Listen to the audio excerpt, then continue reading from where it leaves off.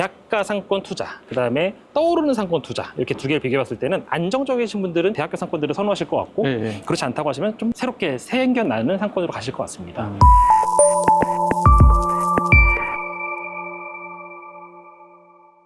지금 조그만 건물이 지금 저 건물인가요? 네, 맞습니다. 지금 뒤에 보이시는 초록색 유리로 2층과 3층이 이렇게 포장되어 있는 건물, 저 건물이 이제 제가 오늘 설명드린 11억 5천짜리 자그마한 건물인데요. 사실은 제가 생각하는 대학교 상권의 제일 큰 메리트 중에 하나가 자그마한 건물이 많다. 그리고 그 자그마한 건물에 괜찮은 임차인을 데려올 수 있다. 이게 큰 장점이라고 보거든요. 사실은 다른 지역 같은 경우는 좋은 상권의 자그마한 건물 찾기가 쉽지가 않은데, 사실 대학교 상권 같은 경우는 학생들이 좋아할 만한 업종들이 소소한 게 많기 때문에, 그런 소소한 업종들이 들어올 수 있는 작은 건물들도 임대료가 장사가 되거든요. 때문에 딱 이런 건물들이 어떻게 보면은 매입했다가 팔기에도 좋을 만한 그런 덩어리라고 보는데, 딱 이제 뒤에 있는 건물이 바로 11억 5천짜리 아주 조그마한 건물입니다. 사실 저 건물 같은 경우는 저희 회사에서도 막 진행을 열심히 했었던, 아마 기억하실 겁니다. 그렇죠. 열심히 진행했었던 그런 물건이었고, 저기 언제 팔렸죠? 작년 5월 11억 5천 팔렸고요. 평당 4,700만 원에 팔렸습니다. 사실은 작년 5월 달에 이제 한창 저희가 막 분위기 올라올 때, 이제 빌딩 막 매매되고 할 때, 그럴 때 이제 팔렸던 그런 물건으로 볼 수가 있습니다. 이런 거 같은 경우는 만약에 내가 아파트를 갖고 있고 그냥 소액 아파트를 공동 담보로 걸어놓고 매입하면 현금 뭐 한 1, 2억 정도면 살 수 있는 건물이잖아요. 네, 맞습니다. 또 실제로 저희한테 문의는 많이 주시지만 실질적으로 거래가 생각보다 많이 안 되는 금액대가 바로 요 10억대 초반까지 있잖아요. 문의는 되게 많이 오는데 실질적으로 거래는 많이 안 돼요. 왜냐면 이제 건물을 사다 보니까 매수인분들의 눈은 그래도 위에 있는데 실제로 보여지는 건물들은 아래에 있다 보니까 약간 간격이 좀 크게 벌어지는 금액대가 제가 봤을 때는 한 10억 아래쪽부터 한 10억대 초반까지 이렇게 형성되는 걸 알고 있는데, 딱 이 건물 같은 경우는 10억대 초반 치고는 건물 규모도 3층짜리 나름 괜찮은 규모가 나오고 있고, 거기에 수익률도 4%대 초반이 나오다 보니까 일단 갖고 가기에도 부담이 적고, 그리고 이제 건물 사이즈도 그래도 내 건물이야 라고 할 정도의 어느 정도 사이즈가 나오는 그런 건물이라고 볼 수가 있을 것 같습니다. 지금 앞에 있는 저희가 1층으로 보이는 곳은 지하 1층입니다. 이게 단차가 심하다 보니까 지하 1층이 앞에 노출되어 있고, 그 다음에 1층과 2층 이렇게 배치가 되어 있는 그런 건물이고요. 전층 근생으로 되어 있습니다. 그래서 이 건물 같은 경우 제가 봤을 때는 아마 한 10억대 초반 보시는 분들한테는 매력적인 건물이 될 수 있지 않을까 이렇게 예상을 하고 있습니다. 그러니까 조현우 팀장이 보기에는 그러면 성신여대에는 한 10억에서 20억 선 정도 건물은 투자할 만한 가치가 있다고 보시나요? 네, 사실은 제가 이제 이거 다음 거를 이제 매각사례 또 하나 준비했는데 그 매각사례를 설명드리겠지만, 사실은 성신여대 상권이 아까 제가 처음에 말씀드렸다시피 거래가 많지는 않습니다. 특히 이뤄지는 거래 대부분이 한 40억 내외입니다. 그러니까 제가 봤을 때는 투자한다고 하면은 컨셉을 잘 잡으셔야 될 거라고 보는 게 뭐냐면, 사실 성신여대 상권 같은 경우는 한 50억대 이상을 보시는 분들이 들어오시기에는 거래가 많지 않기 때문에 아마 투자할 물건도 별로 없을 거다. 또 한편으로는 약간 비싸다 느낄 것 같다라는 생각이 있고요. 그러다 보니까 상대적으로 아주 작은 건물들 한 10억대, 20억대를 매입해가지고 30억 언저리에서 팔고 나올 만한 거, 이런 물건들의 컨셉이라면 괜찮을 만한 지역이라 봅니다. 그래서 대부분 거래액들이 한 40억대에서 50억대다 보니까 그 아래쪽까지는 괜찮을 것 같다. 최소 엑시트 금액이 아래쪽이라면 괜찮을 것 같고, 그 이상이라고 한다면 좀 쉽지 않지 않을까. 만약에 그 이상이라고 하면 이 상권보다는 뭐 조금 더 큰 상권을 가는 게 낫지 않겠냐라는 말이죠. 차라리 가까운 해화동 가시는 게 나을 수도 있을 것 같다. 금액대로 본다면 그렇다고 저는 생각하고 있습니다. 다른 건물 또? 네, 다음 건물이 이제 일반 상업지에 있는 건물이에요. 그래서 그걸 하나 보여드리고, 저희가 이쪽 상권들이 좀 이렇게 뻗어 있는 게 딱 보이거든요. 어디까지 상권이 뻗어 있다 이게 보이는데, 상권의 끝자락까지 가가지고 한번 설명드리면서 마무리 좀. 알겠습니다. 한번 보러 가시죠. 알겠습니다. 그러면 지금 이 건물이 매각이 된 건가요? 맞습니다. 이 건물이 2021년도 10월 달에 매각이 된 건물이고요. 좀 오래됐네요? 맞습니다. 이게 지금 제가 들고 온 사례들이 제가 오래된 것만 골라서 들고 온 게 아닙니다. 이게 최근 겁니다. 제가 아까 말씀드렸다시피 거래가 많은 지역이 별로 아니거든요. 사실 거래가 많지 않다라는 소리는 다시 말하면 잘 안 보는 지역이다 이렇게 판단하실 수 있을 것 같은데, 제가 봤을 때도 다른 지역들이 뭐 예를 들어 홍대가 뭐 지금 뭐 100억대 이상도 거래가 되는 그런 지역이라고 한다면, 제가 봤을 때는 한 50억 이상만 되더라도 이쪽보다는 조금 더 메인 상권을 보시는 것들이 많지 않을까 예상이 되고요. 실제로 이쪽 라인 같은 경우가 지금 이게 제가 들고 온 이 사례, 뒤에 있는 사례가 45억 6천이거든요. 덩어리가 50억 언더 이 물건인데, 최근에 나오는 물건들을 보면 대부분 다 60억 70억대입니다. 근데 사실은 그만한 덩어리의 매수인들이 이쪽을 잘 안 오는 것 같다 이렇게 예상이 되고, 실제로 거래되는 것들도 대부분 다 50억 언더라고 보여집니다. 제가 예전에 이제 세 번째 계약을 쓸 때 이 근처에 있는 메인길인 거 썼잖아요.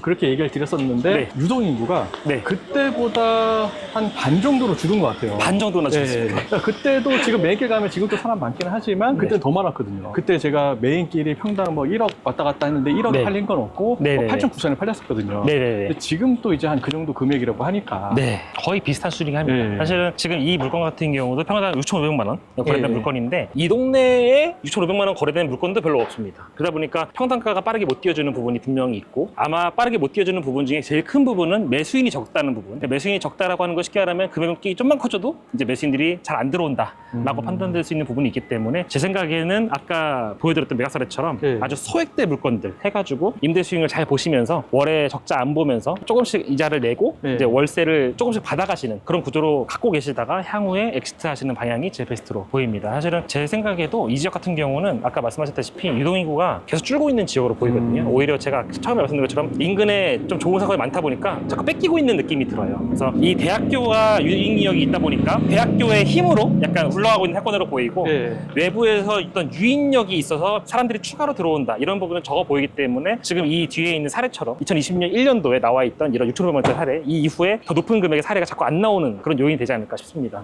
그래서 제 생각에는 아까 처음 말씀드린 것처럼 소액대는 좋아요. 네. 그래서 한 20억 언더라면 대학교 상권으로 굳이 보시겠다 하시면은 사실은 이 지역이 평당가 좀 저렴합니다. 다른 지역에 비해서. 네. 뭐 아시겠지만 뭐 신촌은 당연히 뭐 1억이 이미 넘어가고 있는 상태고 그 밖에 괜찮은 대학교 상권들은 다 1억이 넘어가잖아요. 그러다 보니까 한 5천만 원대, 6천만 원대 건드려 볼 수 있는 대학교 상권 없기 때문에 그만한 금액대의 대학교 상권 그리고 내가 그래도 아주 자그마한 건물이라도 임차인이 알짜배기 임차인이 들어올 수 있는 위치를 선호한다라고 하시면은 이런 지역들이 괜찮아 보인다 이렇게 판단이 됩니다. 그러면 지금 원래 우리나라 뭐 10대 상권이라든지 서울에 있는 네. 20대 상권이 대부분은 이제 대학교를 끼고 있는 상권들이 많잖아요. 맞습니다. 네. 그 중에 살아남은 상권은 그렇게 많지가 않네요. 네, 네, 그러니까 맞습니다. 뭐 손에 꼽으라 하면 홍대 상권이라든지 네. 아니면 건대 상권 정도. 네. 나머지는 이제 뭐 신촌이나 이대 쪽도 많이 죽었고 여기 숙대 입구도 그렇고 해화동도 예전보다는 또 그렇게 썩 활발하지 맞습니다. 않더라고요. 대학교가 예전에는 대학교의 선망의 대상이었는데 지금은 또 그게 아닌가 보네요. 옛날에 이제 뭐 중학생, 고등학생들이 나도 대학생 되면 여기 이런 데에서 머리도 네. 하고 음식도 먹고 막 이러는데 네. 네. 지금은 다 온라인으로 하고 막 네. 모바일로 많이 하다 보니까 원래 기존 있는 대학교 상권들이 많이 죽었는데 네. 그러면 이쪽 대학교 상권에 투자하는 게 맞는 건가요? 아니면 다른 떠오르는 상권에 투자하는 게 맞는 건가요? 사실 이거는 투자하시는 분의 성향 차이라고 저는 개인적으로 생각을 하는데요. 네. 대학교 같은 경우는 지금 이 건물도 마찬가지지만 일반적으로 지금 보시면 아시겠지만 3층, 4층까지는 무난하게 이 임차인들이 올라가거든요. 네. 그러다 보니까 임차에서의 공실 우려는 상당히 좀 적은 편이긴 합니다. 대학교 상권 자체가. 그러다 보니까 임대를 안정적으로 받고 싶으신 분들께서는 대학교 상권이 좋을 수 있다고 봅니다. 왜냐하면 이 떠오르는 상권들, 특히 이제 뭐 최근에 인스타에서 상권이라 불리는 상권들 있잖아요. 원래 뭐 성수동 상권이라든지 아니면 뭐 연남동. 저는 이제 성수동은 오히려 이제 좀 많이 컸다고 보고 네. 제가 이제 개인적으로 생각하는 떠오르는 상권 이런 데라고 한다면 예를 들어 샤롯길 이런 데 같은 경우는 이제 아무래도 리스크가 좀 크다라고 저는 생각을 하거든요. 그쵸. 왜냐하면 상권이 커지고 있는 건 맞긴 맞습니다. 다만 그 상권이 어디까지 커질지는 모르는 거거든요. 그리고 대부분의 상권들은 커지다가 이제 중간에 대부분 사장되는 경우가 많잖아요. 네, 그쵸. 또 커지다가 중간에 많이 사그라들기도 하고 그러다 보니까 사실은 리스크가 되게 큰 투자다라고 결국 보여진다면 대학가 상권 투자, 그다음에 떠오르는 상권 투자 이렇게 두 개를 비교해봤을 때는 안정적이신 분들은 대학가 상권들을 선호하실 것 같고 네. 그렇지 않다고 하시면 좀 새롭게 생겨나는 상권으로 가실 것 같습니다. 근데 이제 저는 개인적으로 대학교 상권 좀 더 추천드리는 편이긴 합니다. 특히나 첫 투자이거나 아니면 소액대 투자라고 한다면 그 손실이 굉장히 더 크게 올 수 있기 때문에 처음 투자라고 한다면은 아무래도 좀 이미 세팅되어 있는 상권이라고 하는 것들이 더 좋아 보이고 그런 상권 중에서는 이제 성신이라는 같은 경우는 나쁘지 않다 네. 판단이 됩니다. 소액대로 하기에는 나쁘진 않지만 네. 예전만큼의 그 활성화는 안 돼 있다라는 네, 맞습니다. 거죠. 오히려 제가 아까 말씀드린 것처럼 자꾸 주변에 뺏기고 있는 느낌. 그것도 옛날하고 다르게 대학교에서 옛날에는 이제 뭐 술을 끝까지 마시고 네. 뭐 여기서 놀고 네. 어떤 대학교 안에서 사행하라고 막 이랬었는데 네. 지금은 또 그런 게 아니잖아요. 맞습니다. 예전하고 또 많이 달라진 대학 분위기 때문에 그게 또 여기 상권에 또 영향을 미치는 것 같기도 합니다. 맞습니다. 전에는 저 대학교 다닐 때만 하더라도 사실 대학교 상권 안에 많이 놀았거든요. 그쵸. 근데 네. 지금은 그냥 강남 갑니다. 락부전 로데오 가고 네. 그래도 네. 놀기 때문에 네. 그래서 사실은 대학교 인근 상권이 좀 많이 죽은 것도 있긴 있는 것 같습니다. 그럼 성신여대 상권은 A, B, C 중에서 어떤 등급인가요? 되게 이제 용어가 있는데요. 네. 저는 개인적으로 B등급이라고 봅니다. 왜냐면 일단 이제 서울에서 내로라 하는 상권들, 저희가 흔히 A급이라 불릴 수 있는 상권들은 딱 뻔히 알고 있는 상권들이 많잖아요. 네. 그런 상권들을 제외하고 약간 A와 B 경계선에 있는 상권들이 몇 개 있다고 저는 생각을 하는데 네. 그런 상권들이 예를 들어 건대라든가 이런 상권들은 저는 개인적으로 B와 A의 경계에 있다고 보거든요. 왜냐면 건대 같은 경우도 보시면 아시겠지만 상권이 뻗어나가다가 중간에 꺾이거든요. 결국은 이제 중간부터 주택이 많아지면서 점점 상권이 꺾이는 모습을 볼 수가 있는데 이제 그런 상권 같은 경우는 쭉 뻗어나가지 못하는 상권, A급은 아닌 상권이라고 볼 수가 있고 A급은 홍대처럼 이제 인근 연능동이라든가 망원동까지 영향을 미치는 네. 그런 상권들이 A급이라 볼 수 있다면 이 B급 같은 경우는 어떻게 보면 이제 인근에서 그 지역에서는 놀러 올 수 있겠지만 외부에서는 놀러 오지 않는 정도 의 상권이라 보여지고 그 정도 상권이라고 한다면 성신여대는 이제 B급 정도라고 볼 수 있을 것 같습니다. 그럼 A급은 하나 정도 있는 건가요? 제가 봤을 때는 대학교 상권 요즘에는 중에서? 홍대 아니면 네. 이제 성수, 강남 쪽이 A급이라고 볼 수 있을 것 같습니다. 인근까지 계속 영향을 미치고 있을 수 있는, 이렇게 그쵸. 커질 수 있는 곳들이 A급이라고 볼 수 있을 것 같고 성수 같은 경우는 가보시면 아시겠지만 뚝섬역, 성수역뿐만 아니라 뜰리길부터 시작해서 다 뻗어나가잖아요. 그렇죠. 그 정도 상권이 되어야만 이제 A급이지 않을까 이렇게 예상을 하고 있습니다. 알겠습니다. 그러면 또 다음번에 또 다른 상권 또 한번 조사를 해 주셔서 또 맞습니다. 나와주시면 좋을 것 같습니다. 다음번에도 이제 대학교 하나 하면 좋을 것 같긴 네. 한데 성신여대를 했으니까 이번에는 최근에 제가 이제 그 GTX 얘기를 하면서 네. 왕십리 얘기를 했었어요. 왕십리가 최근에 잘 커가고 있는 그런 모습을 볼 수가 있는데 거기에 또 대학교가 있습니다. 한양대가 네, 있는지. 네. 왕십리에서 이제 대로변 쪽으로는 일반 상업지가 있고 상당히 높은 건물 막 들어서고 있거든요. 네. 근데 왕십리에서 한양대 쪽은 상대적으로 좀 많이 악화되어 있는 모습을 볼 수가 있습니다. 제가 봤을 때는 그쪽 지역을 한번 해보면 어떨까? 좋죠. 네, 이런 생각을 좀 해보면서 한번 제안 한번 드려보려고 알겠습니다. 말씀드렸습니다. 뭐 준비되시면 알려주시면 알겠습니다. 또 촬영 나가도록 하겠습니다. 알겠습니다. 그리고 저희 가면서 구독자분들이 또 궁금해할 수 있으니까 로드길 한번 저희가 상권이 어떻게 사람이 어느 정도 있는지 지금 이 시간에 지금 저희가 평일 3시 3시입니다. 네, 3시에 어느 정도 상권이 있는지 한번 보여드리고 마치도록 하도록 하죠. 네, 알겠습니다. 알겠습니다. 이상 빌딩 샐러리였습니다.